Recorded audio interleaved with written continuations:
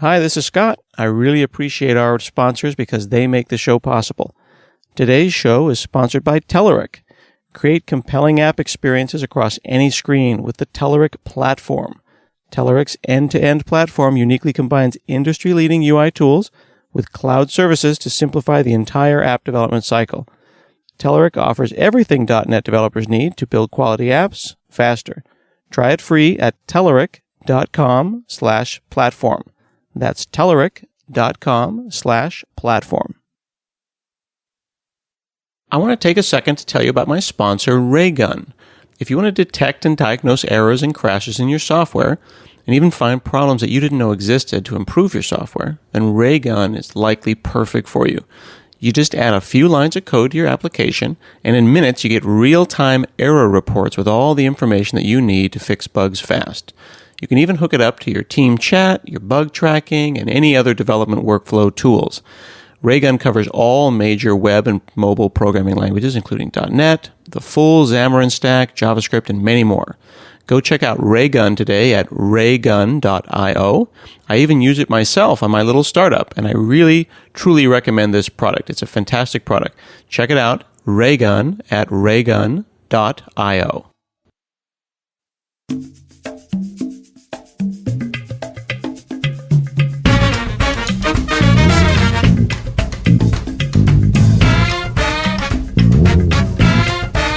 From HanselMinutes.com, it's Hansel Minutes, a weekly discussion with web developer and technologist Scott Hanselman.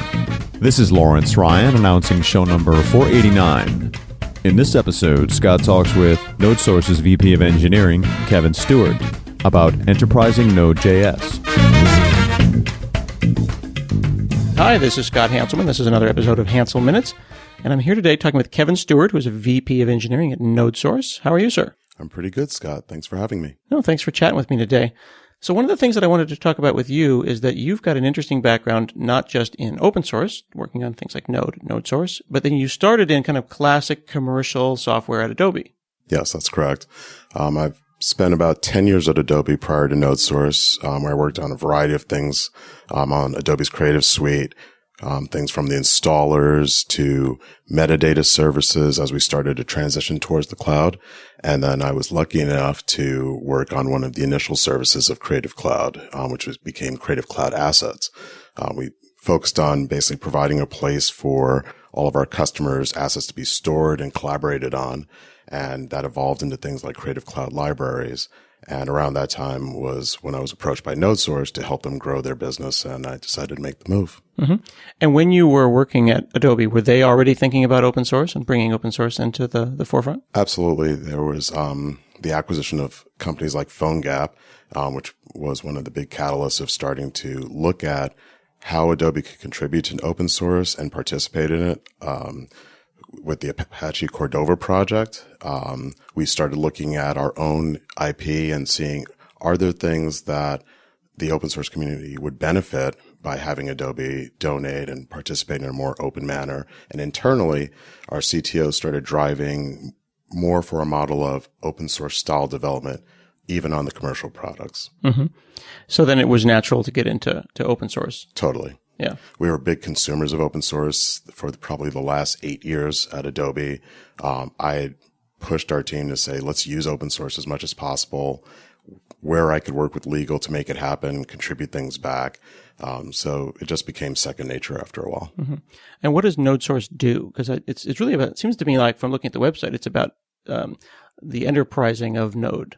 Yes, we're trying to position ourselves as the enterprise Node company, mm-hmm. and working to find a balance between contributing to the community while serving the needs of enterprise customers. And there isn't as much overlap with Node historically and enterprise problems, but the enterprise has adopted Node, and there are certain types of problems, applications, technologies that need to be addressed to support their needs. And that's what NodeSource is looking to address.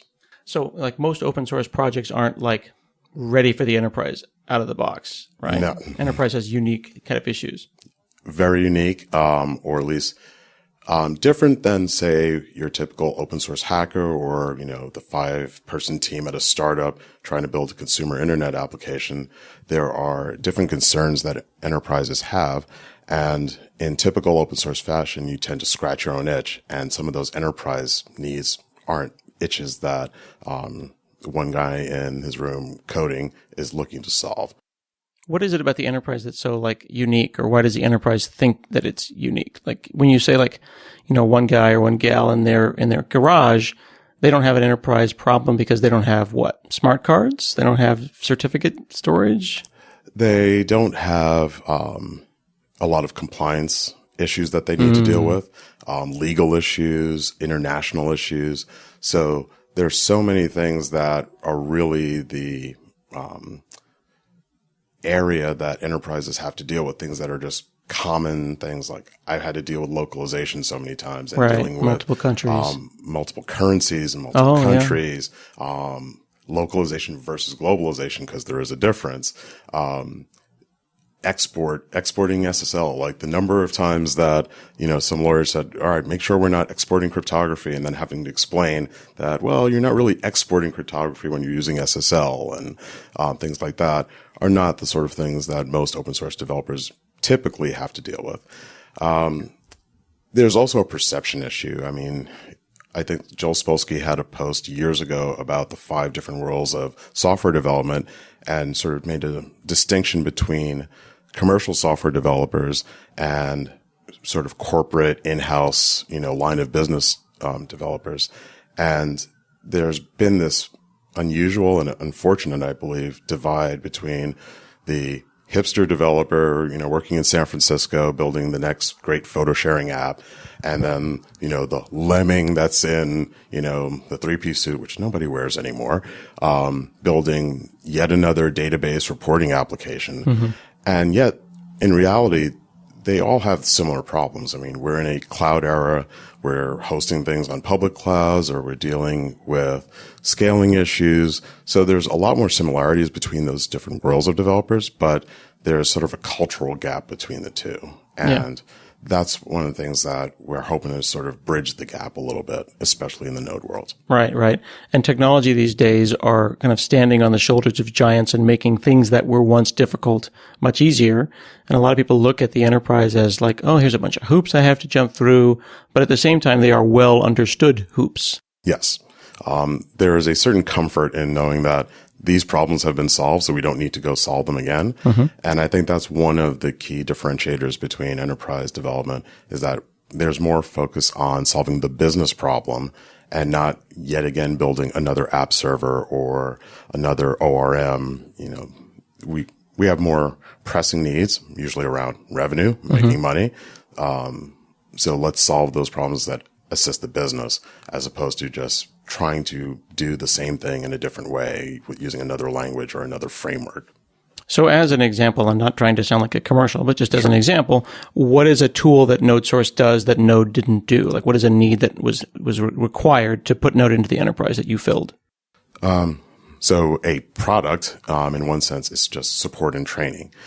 Many customers look at a particular technology and they immediately want, who's the one throat to choke, or who do I go to when I'm having a problem with that? So while we don't look at support traditionally as a product, by packaging up in a certain way, here's a tier of support for just experimenting with Node and, trying it on your development servers, understanding how the technology works. That's one level of offering. Then as you're sort of graduating up to a proof of concept, a small application, you'll probably want a little bit more support than that, especially if you're trying to make a case to your leadership team.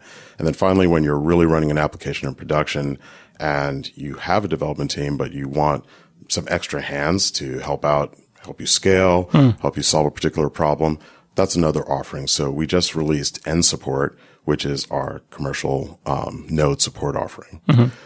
Second product that we have is called N-Ship, which is really taking the idea of a deterministic build of an artifact, which would be your Node application. So in the Java world, you have something like a jar file or a WAR file, which is your application, and you can deploy that as a single unit. Well, it's all statically built, so then there's always this sense of the reliable, repeatable build. Exactly. We don't really have that in the Node world, but there's a lot of scenarios where that would be very valuable. So we built NShip to take your Node application, do some sort of static analysis on it, like go through all the Node modules, see if there's any license issues, and there's no license for some module. You mean like we as an enterprise have decided we're going to use MIT and then some GPL snuck in there? Exactly. That's the biggest use case of, has any GPL snuck into the code? Or if we say we're all Apache, you can set up those sort of rules. We check with the Node security project to see if there are any modules in your project that have a known security vulnerability. We can flag that and say, hey, there's a newer version. And we're also built an API so that you can add your own plugins to that system to build whatever compliance rules that you need before you have a final bundle that you can then deploy to your environments. And the third product is actually one that's coming out. And, we're sort of in ship mode.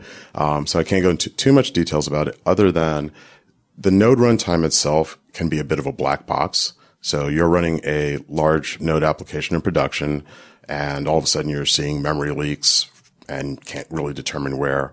And I've had this problem previously at Adobe running a Node application where our service was just getting hammered for some reason, and we couldn't find out exactly what was going on with the Node portion of it because the runtime is just opaque. So we're working on a way to sort of crack that open a little bit and get more runtime visibility into what's going on to your Node application, and then integrate that with other people's solutions so you can add it to your dashboards and your monitoring solutions.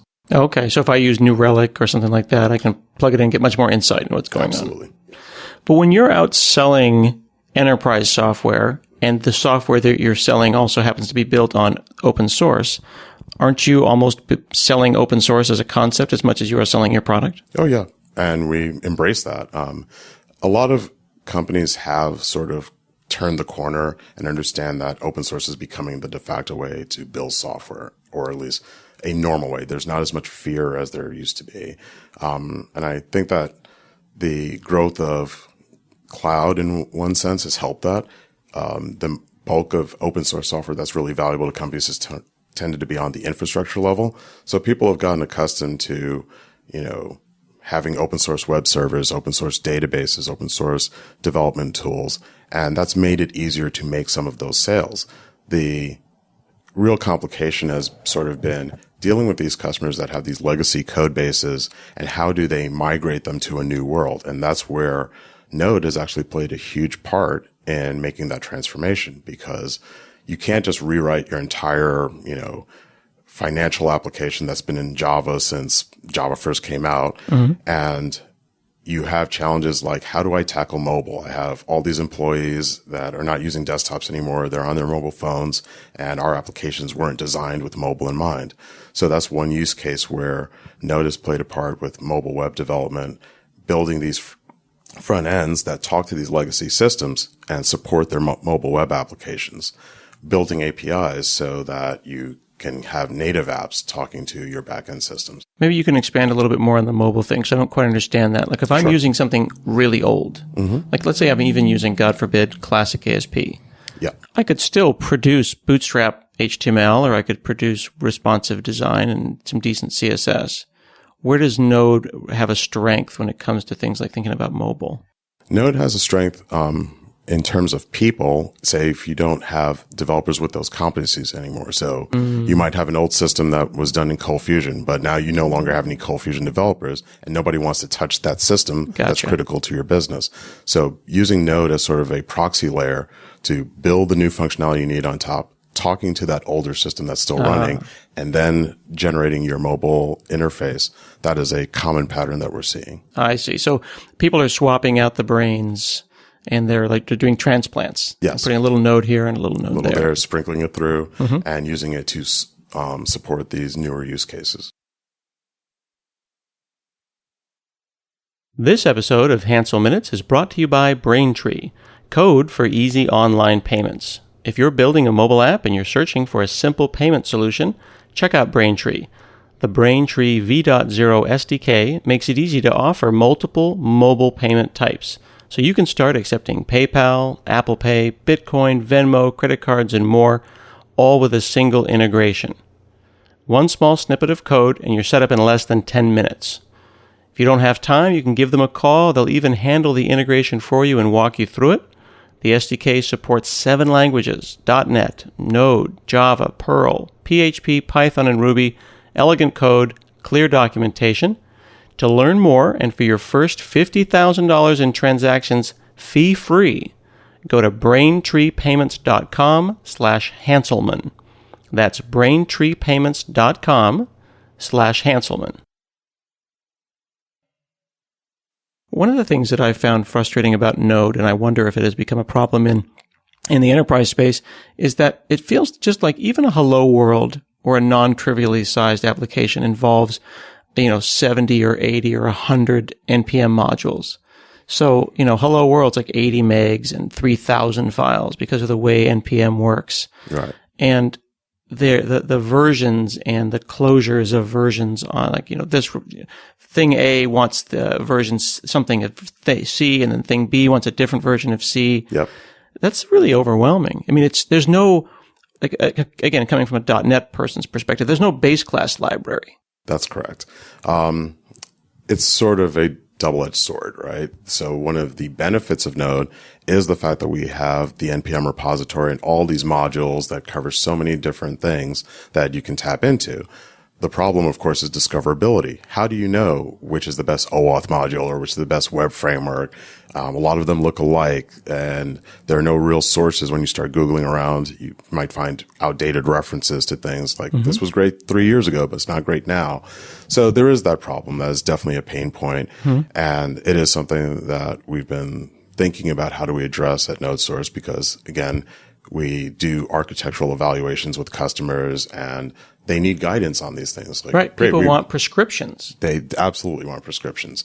And that's, again, sort of another differentiator between the open source mindset and the enterprise mindset.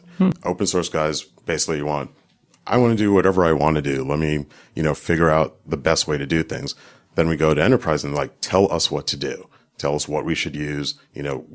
We're not the experts. You are. You tell us what we should be doing. I find that very confusing in the open source space, because it's like, if Moment.js or this certain time library is the bomb, then I standardize on it as an enterprise.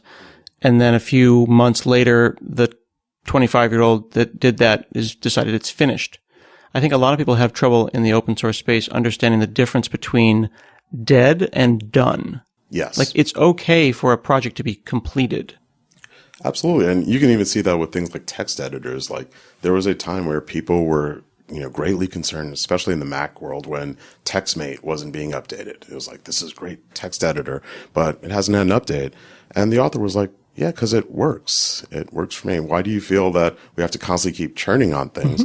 Yeah. And I do see enterprise customers getting a little bit frustrated with this, because at some point they want predictability. They want stability. They want things to sort of stay in one place long enough that they can actually build some confidence around it. Whereas on the open source side of things, they're like constant change, churn. It's like, it's not good enough if it's standing still. And you probably saw a lot of that with the fork of Node that occurred last year between Node and IO.js. And neither side was right or wrong. It's just a different perspective. The original Node community was really into evolution, jumping on the latest technology. Then things sort of petered out around 0.10, where we got to a point where Node was kind of good enough. There were still some issues. And there was just a philosophical difference of, Joyent being the corporate sponsor of Node and dealing with some of these enterprise needs, saying, hey, we need to slow this down a little bit and make things, a little bit more solid before we do another release. And the original community saying, but we're getting behind on which version of V8 we're on. There are all these bugs. We want to add promises. We want to do this. And there was just some tension there. So, of course, a fork happened, as it does in the open source community. But there was still a desire to bring Node back together and try to find a common middle ground that we could all work on and say, let's get some of the benefits of moving faster and, keeping up to date with certain technologies like V8, but think about how do we address these concerns that enterprises have with the pace that Node is moving, and how do they know they'll get support, and how do they know they'll just be comfortable knowing that their applications can keep running on this platform. So now that the Node reconciliation has occurred and we're going to merge those two code bases back together, one of the key components is a long-term support plan, and figuring out how do we have LTS releases of Node that enterprise customers can say, I know this will be supported for the next 18 months, 2 years. I can standardize on this version of Node and not have the rug pulled out from under me. That's a key component of where we're going with Node. Yeah. And we're definitely playing a key role in defining that LTS roadmap. Yeah, I think that LTS, right, that long-term support is one of those great ideas that, Ubuntu really jumped on and ran with. And it's like, we're going to have tick-tock releases every 6 months, and you're going to be able to stay with us and be on the cutting edge. But then, every once in a while, every year or so, a year and a half, we'll give you one that we can all just count on. And you put that one into production. Yes. While the rest of us mess around on staging. Yeah, it's a great model, and people have definitely warmed to it. So we're trying to sort of steal great ideas from the people who have pioneered that and do the same thing for Node. Mm-hmm. One of the words that you said a couple of paragraphs ago that I want to come back and talk about was the notion of confidence.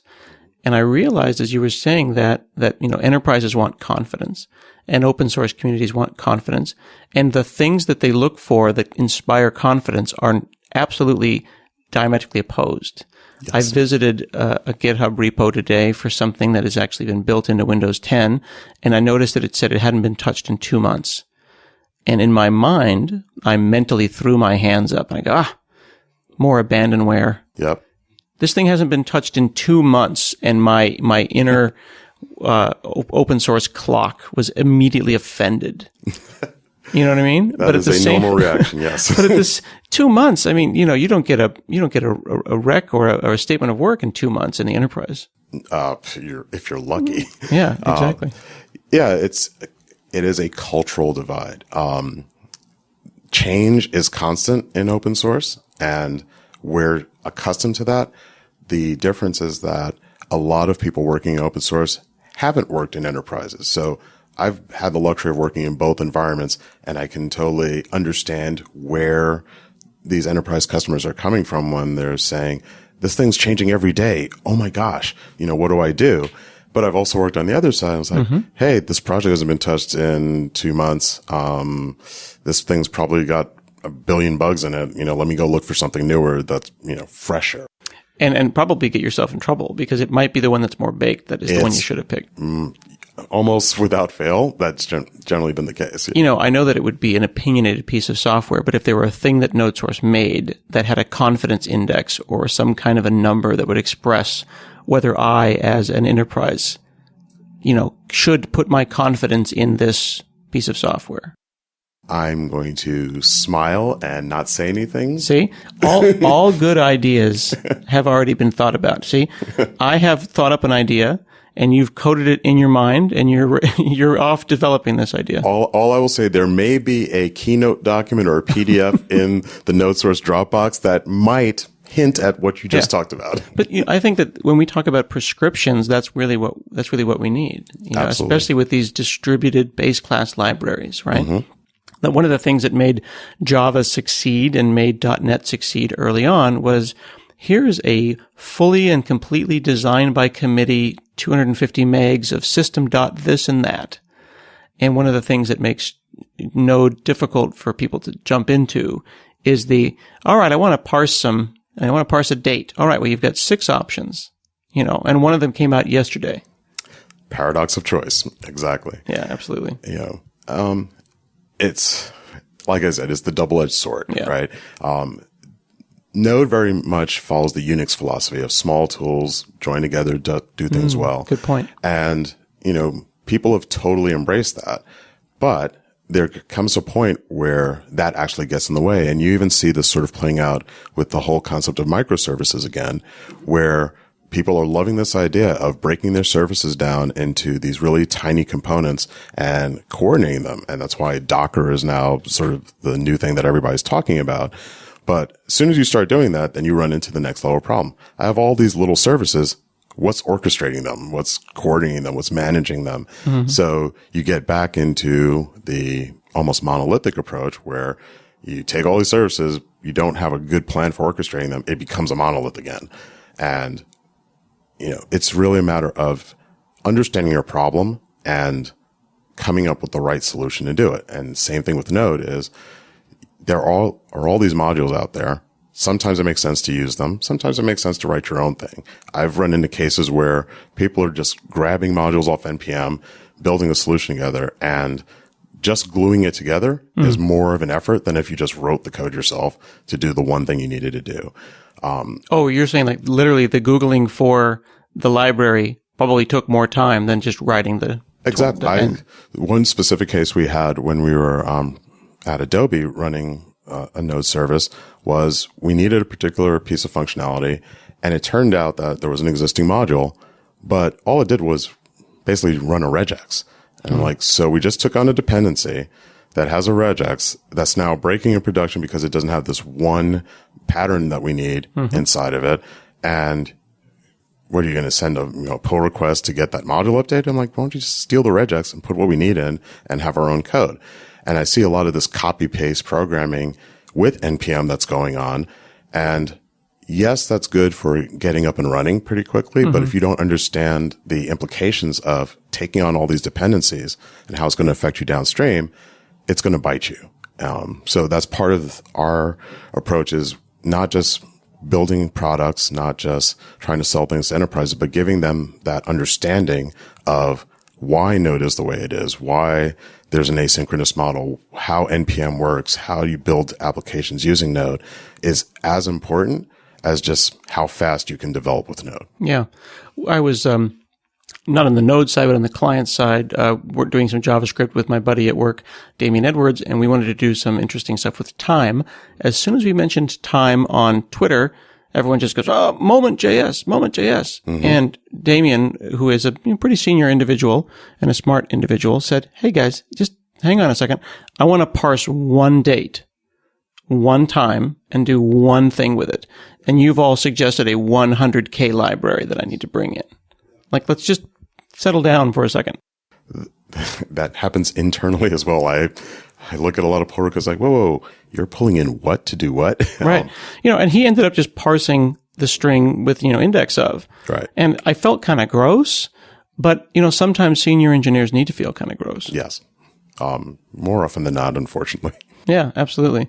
Yeah, those kinds of tough decisions, I think, are hard to make, though, when you're still introducing yourself into a community. It seems like to know which module to use is word of mouth. My friend said it was a good module, so I'll use it. It totally is. It's a combination of word of mouth, word of Twitter, I guess, some Googling. But I also know that as you come into a community, you tend to bring your old habits and patterns with you. So if you look at some of the earliest Node libraries, there's sort of the pattern of whatever community that developer came from, they're trying to recreate that in Node. So if you came from Ruby, you're trying to recreate Rails in Node. Or if you're coming from Python, you're trying to recreate Django in Node. And it's a good thing to happen because that's how people learn. You apply what you know to this new thing, and then you start discovering exactly what was wrong with your thinking or why this thing is different. Yep. I've seen in other communities like Go, Go is very prescriptive and structured about, how you write code, how you use the standard library. They're kind of anti-framework because a lot of the standard library provides what you need. And you can see the evolution of the libraries and frameworks in that community change from, okay, we got all the people from the dynamic languages communities coming in, building these things. Then they took a step back. And I think the most famous example there was the author of the Martini framework, which is a Sinatra-like clone in Go. And after enough people said, hey, this isn't idiomatic Go, he stepped back and said, you're right. And then having that experience of writing some Go at that point, he wrote a new framework called Negroni that actually matched the expectations and patterns of that community. And we see similar things in Node, that people evolve, learn what the best patterns are, and then evolve how they build their libraries and applications. Do you think that a lot of enterprises that are starting out with JavaScript and Node, they're trying to write it like it's Java, or they're trying to write it like it's COBOL? Yes.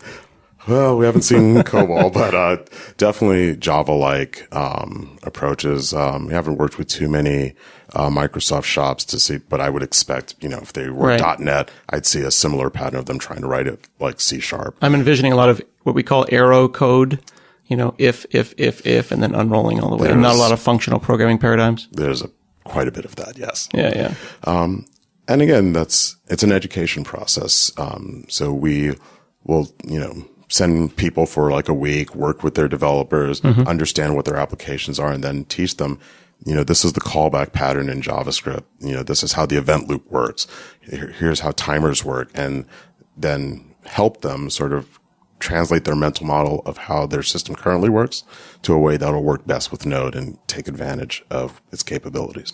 What do you think is it about Node that is causing people to kind of jump in and make these kind of rather naive mistakes that you don't necessarily see in C? Is it because it is a dynamic language? Is it because it's just a text editor and a command line that it makes it seem like it's a Wild West?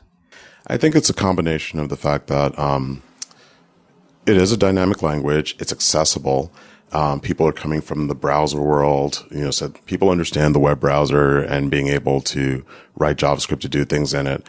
And there's probably a lot of misconceptions. The biggest one I've always heard is you're using Node so you can write JavaScript on the server and the client. And if you're a browser developer, you can write server stuff. I've written enough server stuff in my time to tell you that just because you know how to write JavaScript in the browser, it's not the same thing on the server. So that's a bit of a fallacy that's been propagated over the years.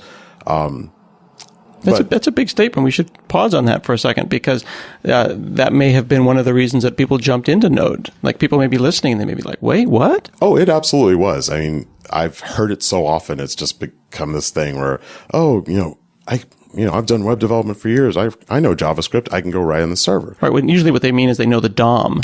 They know the DOM and they know the syntax of the language. Right. They don't necessarily understand the behavior of the system on the server is obviously way different than it is in a browser.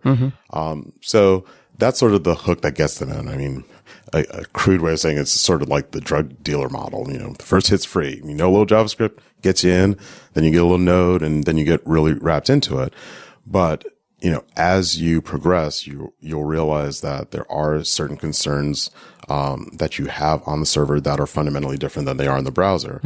And even on the core level of Node, as IO.js started picking up steam, we're seeing a lot of the pull requests coming in, the features that people want to add are very influenced by browser-based development and don't necessarily work or could create problems for server-side development. So there is, that sort of impedance mismatch that has to get resolved. And I know we have one of the Node core developers on our team. He's frequently, trying to push back on some of these things, saying, well, understand why you want to do this, for browser development. Here's why it's going to be a problem on the server. And let's not rush to just go and change this, because you will break applications that are in production right now. And we can't have that. So it's definitely a real concern.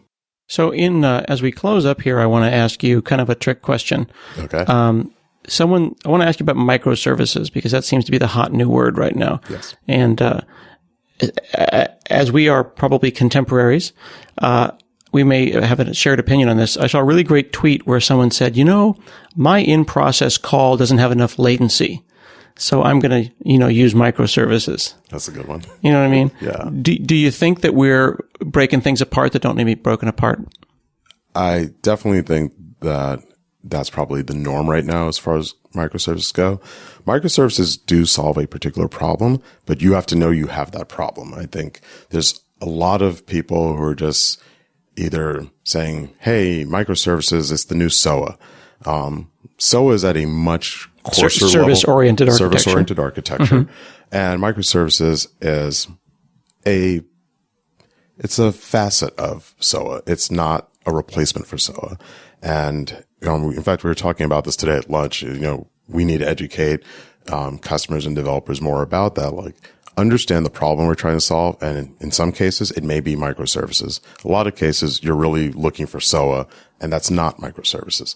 And the problem that you might have in a few years may be that you have microservices. That might be a good problem to have. Yeah, I suppose. But I think the bigger problem is that people are always looking for the new shiny, and microservices is the current new shiny. Between microservices and Docker, people are gravitating towards it. Right. And all we're saying is understand your problem first. Right. Maybe that's the solution. We're not saying it's not. We're just saying, let's make sure you truly have done the work of understanding your problem before you get into it, because once you've built it, you own it, and you're going to have to pay the cost of maintaining it over time. If you're not prepared for that, if you're not thinking about that, then you're just going to, basically start yet another dev cycle and create a new problem for yourself. So let's slow it down where it makes sense. Focus a little bit more on the design and architecture of your solution. And then if microservices is the way to go, great. Let's, build some microservices. A lot of cases, it's just chasing after the new shiny. Yeah. As my dad liked to say, measure twice, cut once. Yes. And then, of course, maybe folks will do that with software from NodeSource. That is the hope, and I'm happy to help them do it. Thank you so much, Kevin Stewart from NodeSource, for chatting with me today. Thank you, Scott. It's been a pleasure being with you. This has been another episode of Hansel Minutes, and we'll see you again next week.